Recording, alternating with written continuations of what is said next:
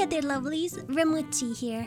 You know, I don't really understand how flirting works. Every time when somebody tried to flirt with me, which to be honest didn't really happen that often, my usual response to the compliments was like, "Thanks, buddy, oh pal, you're quite handsome yourself, friendo." Then later on, when I thought about it a bit more, I was just like, wait a minute. I'm the type of person who's very forward and honest. Okay, maybe a bit too much sometimes. So for me, it's very hard to differentiate between flirting with somebody or just trying to give somebody compliments. I love giving compliments. Like if I see you and I see that you have pretty eyebrows, it's something I'm very interested in.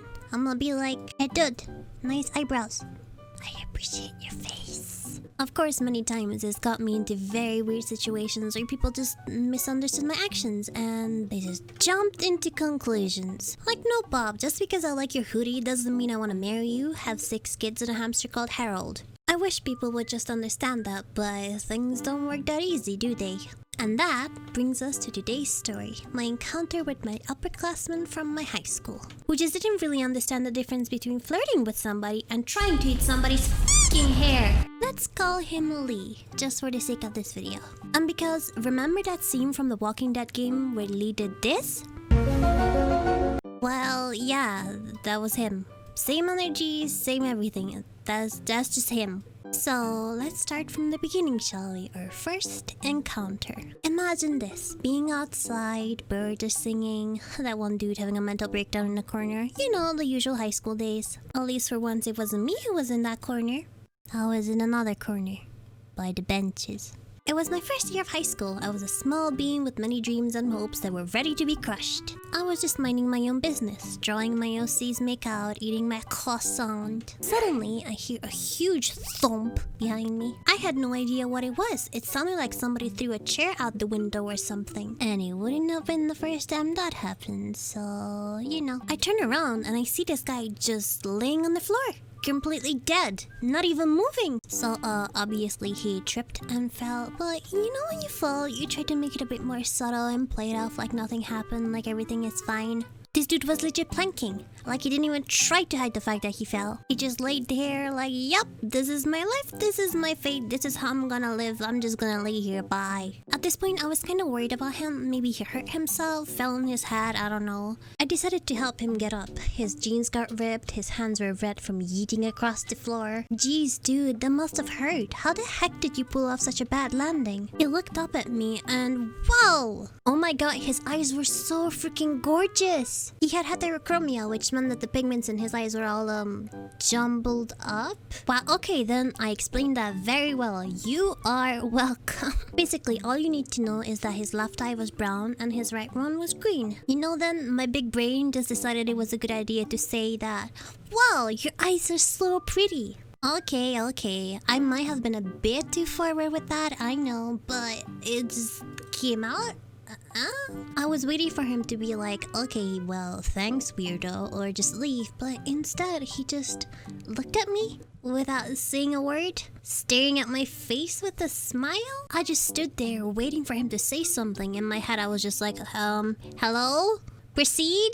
It was one of the most awkward moments in my life, and I just felt like it lasted for ages. I had to think of something to get out of this mess. I was frantically scanning the area to come up with a conversation, something to say. Then I got it. I noticed that he dropped his trumpet with the fall and it kinda launched out of its case, so it was just laying on the floor. And no, he wasn't just carrying around the random trumpet.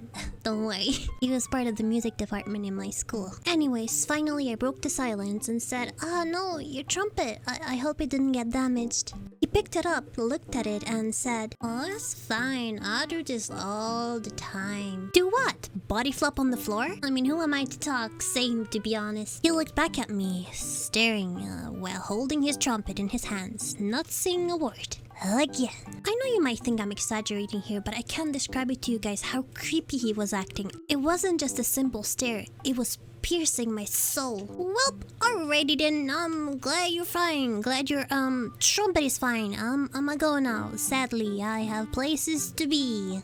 Yeah, see you around. Soon. Yep, bye-bye. I picked up all my things in a hurry and just left. I just felt so weird and confused afterwards. I was sitting in my classroom just thinking about the whole situation, having intricate conspiracy theories and analyzing every detail for no reason. Did I overreact? I mean, I'm socially awkward as heck, but this is way out of my league altogether. Technically, all I really said is that he has pretty eyes and I helped him get up.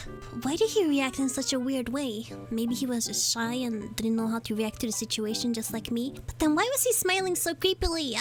My mind was a mess and I kept blaming myself, thinking that was just me overreacting to all of this. But soon things just got weirder and weirder. I kept seeing him more and more often in places he really shouldn't be in, like by the girls' bathroom. You might be thinking, oh, maybe he just had to go to the bathroom. I'm overthinking. Well, his classes were in a completely different building, so he didn't really have anything to do around our bathrooms. Coincidence? Probably. I mean, that's what I thought back then. Everything was just fine. Nothing weird here. Nah. It's not like he asked my classmate to give him our class schedule so he would know where we are all the time.